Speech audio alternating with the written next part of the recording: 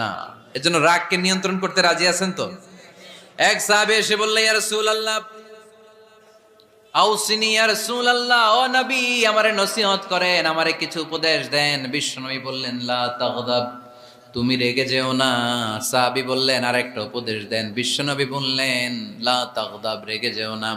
সাহাবী বললেন, ও নবী আরেকটা উপদেশ দেন। বিশ্বনবী তৃতীয়বারের জন্য বললেন, ও সাহাবী তুমি রেগে যেও না। লা তাগদাব, রেগে যেও না, কারণ রেগে গেলেন তো হেরে গেলেন। রেগে গেলেন হেরে গেলেন। অনেকে আপনারা রাগাতে চাইবে নানাভাবে, কিন্তু আপনি রাখবেন না। আপনার সাথে ঝগড়া করতে চাইবে, পায়ে পাড়া দিয়ে ঝগড়া করতে চায়, এরকম আছে না নাই?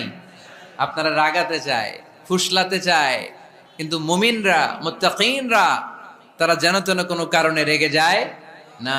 তারা তাদের রাগকে হজম করে। আলহামদুলিল্লাহ পড়েন। আল্লাহ রাসূল সাল্লাল্লাহু আলাইহি ওয়াসাল্লাম কখনো রাখতেন না।